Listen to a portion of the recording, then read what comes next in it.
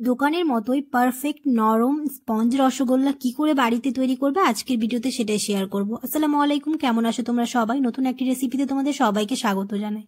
আমার আজকের রেসিপি বাঙালির প্রিয় রসগোল্লা। অনেকের কাছে এই রসগোল্লা বানানোটা খুবই কঠিন মনে হতে পারে, কিন্তু আজকের ভিডিও দেখলে যে কেউ বানিয়ে ফেলতে পারবে একদম দোকানের মতোই পারফেক্ট রসগোল্লা। দেখে নাও তাহলে আজকের রেসিপি। প্রথমে আমি ছানাটা কাটিয়ে নেব। তার জন্য আমি এখানে নিয়েছি হচ্ছে 1 লিটার দুধ। দুধটাকে খুব ভালোভাবে জাল দিয়ে নিয়েছি। আর দুধটা ফুটে আসলে গ্যাস এবার বন্ধ করে দিব। দিয়ে এখানে অ্যাড করব হচ্ছে ভিনিগার আর একটুখানি জল। এখানে আমি 2 চা চামচের মতো ভিনিগার নিয়েছি আর 1 চা চামচের মতো জল নিয়েছি। দিয়ে একটু একটু করে দিয়ে খুব ভালো করে ছানাটাকে কাটিয়ে নেব। একটু একটু করে দিয়ে চামচ দিয়ে নাড়তে থাকবো। আর দেখতেই পাচ্ছ জল থেকে ছানাটা আলাদা হয়ে এসছে আর কালারটাও চেঞ্জ হয়ে গেছে।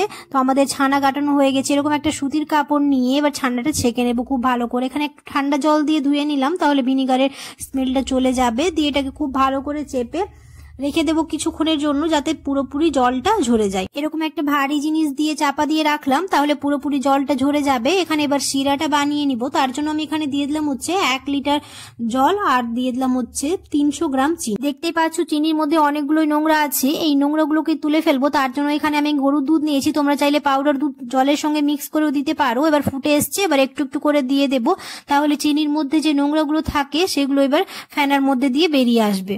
আর দেখতেই পাচ্ছ চিনি থেকে যে নোংরাগুলো ছিল সেগুলো বেরিয়ে এসছে। একটা ছাঁকুনি নিয়ে এরকম করে সব তুলে ফেলে দেব। চিনির নোংরাগুলো তুলে নিয়েছি। আবার আমি একটা বলে খুব ভালো করে আবার ছাঁকনি দিয়ে ছেঁকে নেব শিরাটা, যাতে একটুও নোংরা না থাকে, কারণ চিনির মধ্যে অনেকগুলোই নোংরা থাকে। খুব ভালো করে ছেঁকে আবার আমি গ্যাসের মধ্যে দিয়ে দিলাম। ততক্ষণে আমি এটা এবার মেখে নিই। খুব ভালোভাবে জল ঝরিয়ে নিয়েছি ছানা থেকে। এবার হাতের এক প্রান্ত দিয়ে খুব ভালো করে মেখে নেব। আবার খুব বেশি সময় ধরে মাখবো না, না হলে এটার মধ্যে দিয়ে ফ্যাট রিলিজ হবে, তাহলে রসগোল্লাটা ভালো হবে না। দেখতেই পাচ্ছ ব্যাটারটা যখন এরকম পাত্র থেকে ছেড়ে ছেড়ে আসবে, দেখতে পাচ্ছ পুরো ক্লিন হয়ে গেল, তাহলে আমাদের হয়ে গেছে ব্যাটারটা রেডি। এরকম এবার ছোট ছোট করে লেচি কেটে নেব। এবার তোমরা নিজেদের পছন্দ অনুযায়ী এরকম শেপ দিতে পারো। আমি এরকম ছোট ছোট করে ভাগ করে নিয়েছি। এবার খুব ভালো করে এটাকে ছোট ছোট করে গোল করে নেব, যাতে কোনো ফাটল না থাকে, কারণ ফাটল থাকলে রসগোল্লাটা ভালো হবে না। খুব ভালো করে একদম স্মুথলি এটা গোল গোল করে নেব আমি। তোমরা যদি ভিডিওটা ইউটিউব থেকে দেখো তাহলে অবশ্যই চ্যানেলটিকে সাবস্ক্রাইব করে দিও। ফেসবুক থেকে দেখলে পেজটাকে ফলো করতে ভুলো না। যখন জলটা ফুটে আসবে মাঝের অংশে এরকম করে একদিক থেকে এরকম রসগোল্লাগুলো ছেড়ে দেব। আর গ্যাসের ফ্লেমটাকে একদম হাই রাখবো।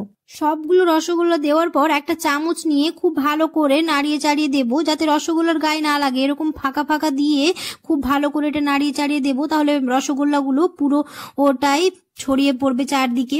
এবার এটা ঢেকে 10 মিনিটের জন্য রেখে দেব, তাহলে রেডি হয়ে যাবে আমাদের দোকানের মতো রসগোল্লা। আশা করছি আমার আজকের রেসিপি বুঝতে তোমাদের কোনো অসুবিধে হয়নি। ঢাকনা চাপা দিয়ে এই ফাঁকা অংশে একটুখানি টিস্যু দিয়ে দেবো আর প্রায় 10 মিনিটের জন্য রেখে দেবো, তাহলে হয়ে যাবে। আশা করছি আজকের রেসিপি দেখে যে কেউ বানিয়ে ফেলতে পারবে দোকানের মতো পারফেক্ট স্পঞ্জ রসগোল্লার। দেখতেই পাচ্ছ কতটা স্পঞ্জ হয়েছে, একদম দোকানের মতোই। 7-8 মিনিট পর আমি এরকম করে চামচ দিয়ে একটু উল্টে পাল্টে নিয়েছি। দিয়ে আর প্রায় 3 থেকে 4 মিনিট রাখবো, তাহলেই হয়ে যাবে আমাদের রসগোল্লা রেডি।